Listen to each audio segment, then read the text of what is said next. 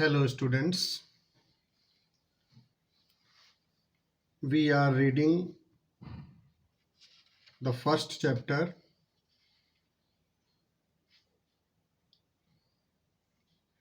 the last lesson from the book Flamingo. Today, let us read the following paragraphs. You all know that it needs a lot of time to finish the lesson by reading line to line by line. So, let us continue reading the lesson.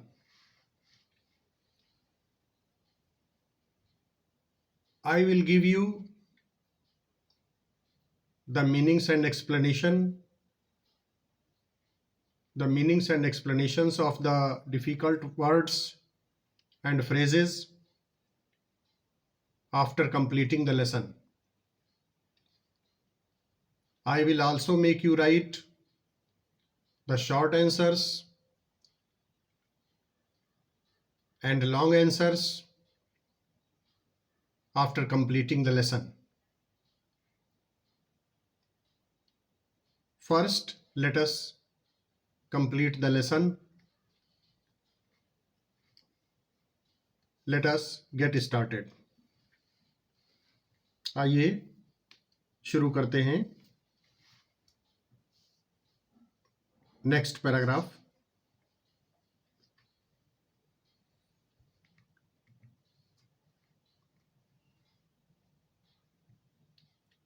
What a thunderclap these words to me.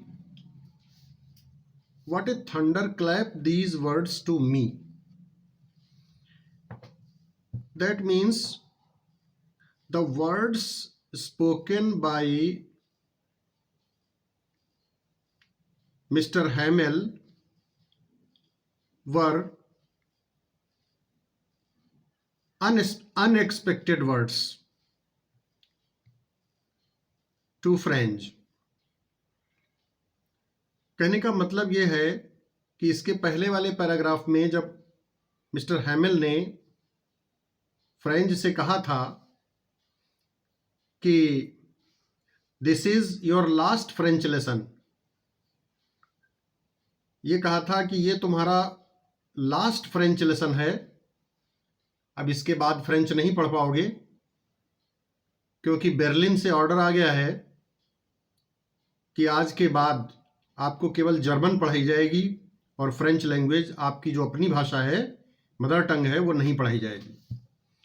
तो इन words को सुन करके ही French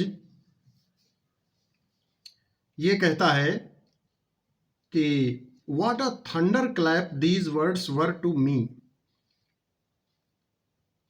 that means the words that had been spoken by Mr. Hamel were unexpected words to French. French के लिए ये अवांछित words थे. French ये नहीं सुनना चाहता था कि अब उसको फ्रेंच आज के बाद पढ़ने को नहीं मिलेगी, वो नहीं पढ़ पाएगा, वे लोग नहीं पढ़ पाएंगे फ्रेंच. ये शब्द उसके लिए अवांछित वर्ड्स थे, अनएक्सपेक्टेड वर्ड्स थे. तो वही कह रहा है कि दीज वर अनएक्सपेक्टेड वर्ड्स.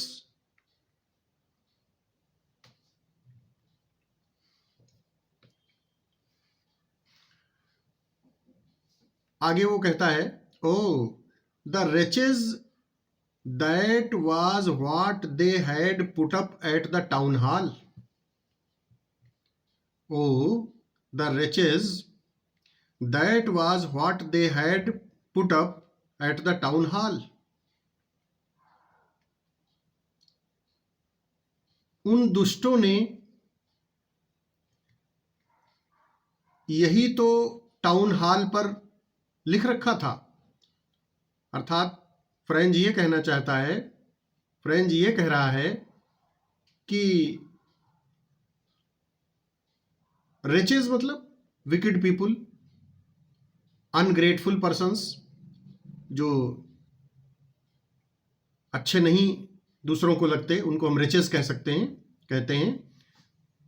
तो जो सूचना जिन लोगों ने लिखी थी उनके लिए ये यूज कर रहा है वर्ड फ्रेंच, और कहता है कि उन दुष्टों ने, उन अनग्रेटफुल पर्सन्स ने, उन विकेड पीपुल ने यही सूचना टाउन हॉल पर लगा रखी थी।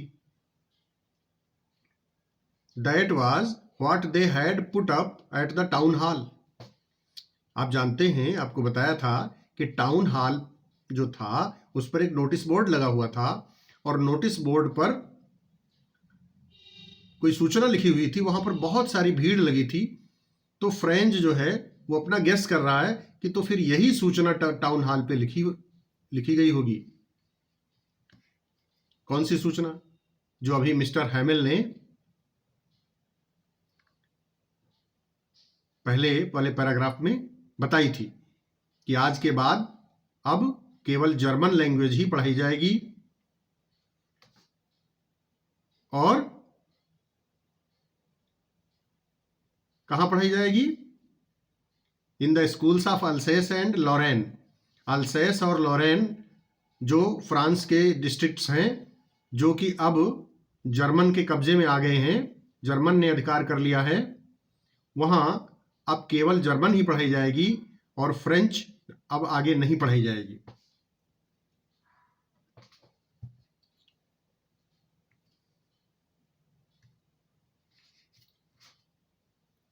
My last French lesson, why I hardly knew how to write. I should never learn anymore. I must stop there then.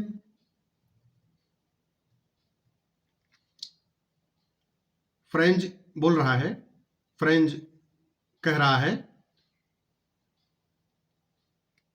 My last French lesson. तो फिर इस सूचना के अनुसार तो ये मेरा लास्ट लेसन होगा फ्रेंच का, फ्रेंच लैंग्वेज का, हमारी जो मदर टंग है उसका। Why I hardly knew how to write. क्यों? मुझे तो ठीक से लिखना भी नहीं आया था। मुझे तो I hardly knew how to write, मुझे तो मुश्किल से लिखना ही आता था। मतलब जो भी लिखता था वो बड़ी मुश्किल से लिखता था। हार्डली न्यू, वो भी बड़ी मुश्किल से सीख पाया था। मैं तो ठीक से लिखना भी नहीं जानता था। I should never learn may any more. अब तो मैं आगे और कुछ नहीं सीख पाऊंगा। I must stop there then. तो फिर अब तो फुल स्टॉप लग जाएगा फ्रेंच लर्निंग पे मेरी। ये फ्रेंच बोल रहा है, O how sorry I was for not learning my lessons. French felt sorry. French को बड़ा दुख हुआ और वो खेद प्रकट कर रहा है, that he was very sorry for not learning his lessons, for seeking birds eggs. और वो खेद प्रकट कर रहा है, he feels sorry for seeking birds eggs.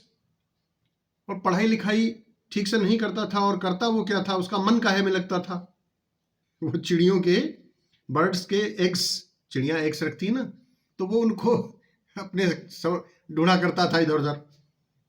तो कहता है कि how sorry for seeking birds eggs, मुझे बहुत खेद है कि मैं पढ़ाई के बजाय चिड़ियों के एग्स की तलाश किया करता था। Are going sliding on the Saar, और या फिर स्लाइड मतलब खिसकना, ऊंचे से नीचे को खिसकना। बच्चे क्या होते हैं, ऊंचे स्थान पे पहले चढ़ते हैं फिर नीचे को खिसकते हैं, स्लाइड करते हैं। तो कहता है स्लाइडिंग करने के लिए जो मैं जाता था उसके लिए मुझे बहुत खेद है। काश मैंने ये न किया होता, काश मैं ये न करता होता तो मैंने फ्रेंच और ज़्यादा सीख ली होती, और अच्छा लिखना सीख लिया होता French. My books that had seemed such a nuisance a while ago, so heavy to carry my grammar and my history of the saints were old friends now that I could not give up. My books that had seemed such a nuisance a while ago, मेरी किताबें, ए while एगो बने कुछ समय पहले, कुछ क्षण पहले क्या लगती थी, सीम्ड सच ए न्यूसेंस, उसके लिए बकवास लगती थी। तो वो कह रहा है फ्रेंड कि मेरी किताबें जो मुझे बकवास लगती थी कुछ समय पहले, सो हेवी टू कैरी, जो ले जाने के लिए मुझे बोझ लगती थी, my grammar and my history of the saints were old friends now. अब क्या था, अब उसकी ग्रामर की किताब और उसकी जो माई हिस्ट्री ऑफ द सेंट्स जो है ये बुक, अब क्या था उसके लिए, ये किताबें उसके लिए वर ओल्ड फ्रेंड्स नाउ, उसके अब जो है पुराने मित्र थे। That he could not give up, जिनको वह नहीं त्याग सकता था। And Mister Hamel too, the idea that he was going away, that I should never see him again, made me forget all about his ruler and how cranky he was. और Mister Hamel, short में M Hamel बोल देते हैं, and Mister Hamel भी, and Mister Hamel too, the idea that he was going away, और यह विचार कि अब आज के बाद तो वो चले जाएंगे, अब नहीं मिलेंगे, उनसे मुलाकात नहीं होगी, that I should never see him again, कि अब मैं उनसे नहीं मिल पाऊंगा, made me forget all about his ruler, ये सारी इन चीज़ों ने मुझे, उनके पास जो आयरन का रूलर रहता था, स्केल रहता था जिसको वो मेज पे पटकते थे, वो सब कुछ मुझे भुला दिया, वो सारी चीज़ें मुझे अब भूल गई, क्योंकि अब उनसे मुलाकात नहीं हो पाएगी आगे, इसलिए। और and how cranky he was, और कितने वो स्ट्रेंज पर्सन थे, कितने स्ट्रिक्ट पर्सन थे। तो ये सारी बातें अब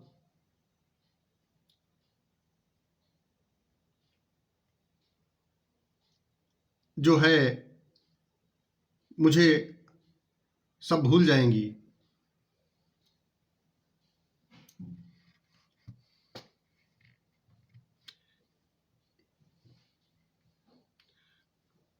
उनके चले जाने का आइडिया, उनसे कभी, मिस्टर हैमेल से कभी न मिल पाने का जो विचार था, वो इन सब चीज़ों ने फ्रेंच को, उनके जो आयरन रूलर था और उनका जो स्ट्रिक्ट नेचर था, ये सारी चीज़ें, इन सब चीज़ों ने उसको अब जो है उनसे, क्योंकि वो दूर जा रहे थे, तो अब ये सब कुछ भुला दिया था इन चीज़ों ने, अब बिछुड़ रहे थे, जिसकी वजह से सारी चीज़ें उसको, अब ये चीज़ें विस्मृत हो गई थी, उन पर ध्यान नहीं था अब। Poor man, it was in honour of this last lesson that he had put on his fine Sunday clothes.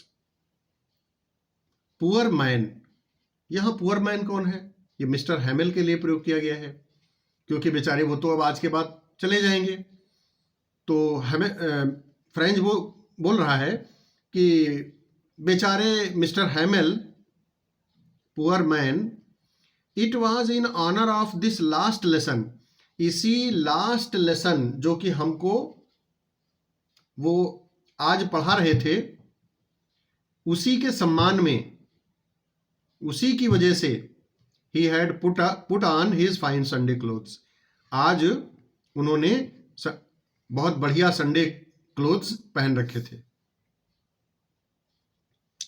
Sunday वाले क्लोथ्स, बढ़िया फाइन संडे क्लोथ्स धारण कर रखे थे। And now I understood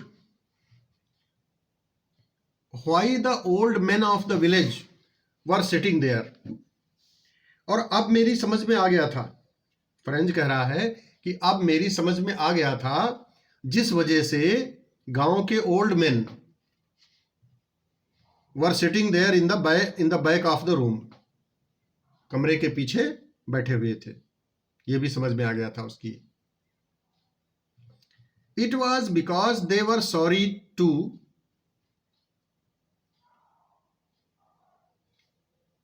that they had not gone to school more,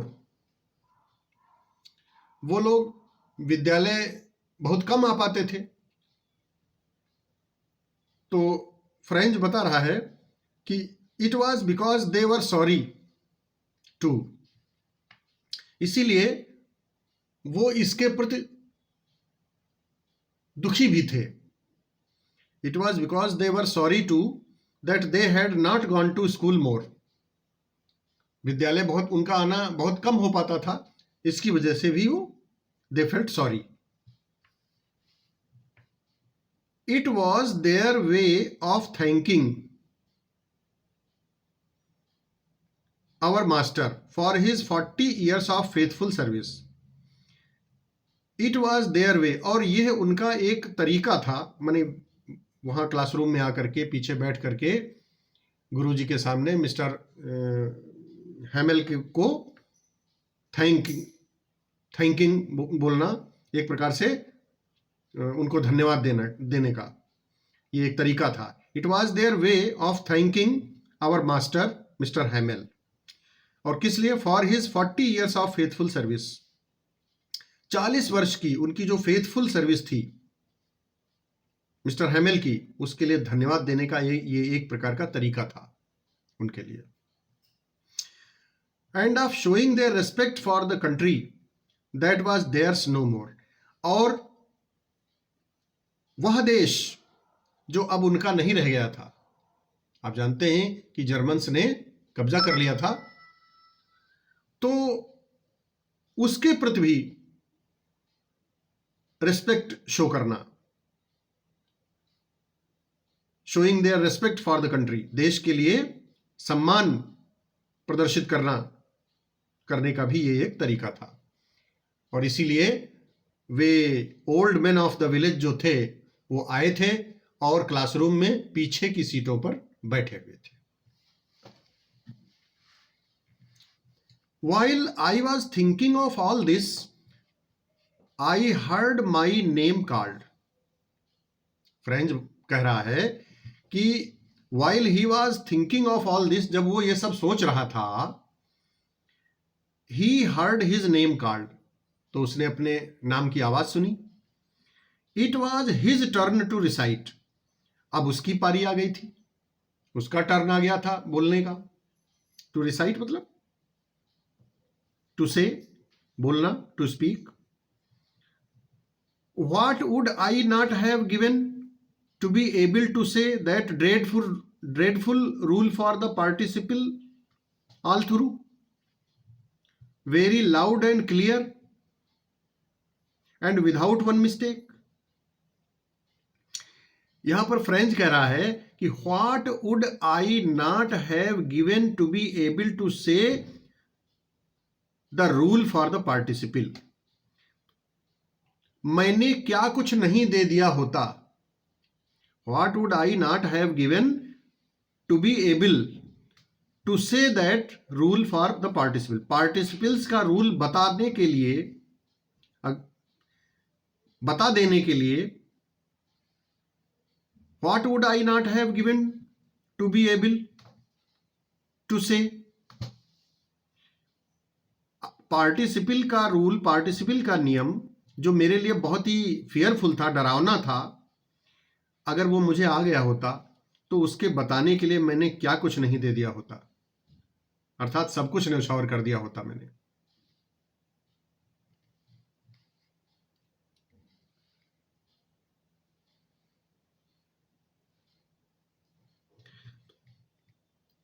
and without one mistake, और बिना किसी गलती के अगर मैं उसको बता लेता तो।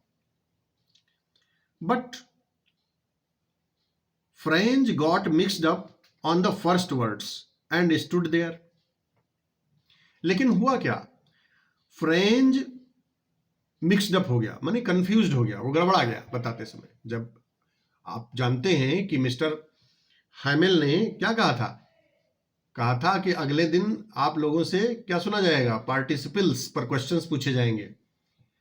तो वही पार्टिसिपल्स बताने में क्या हुआ, जो फ्रेंच था, French got mixed up on the first words, शुरू के शब्दों में ही हड़बड़ा गया, मिक्सड अप हो गया, कंफ्यूज्ड हो गया।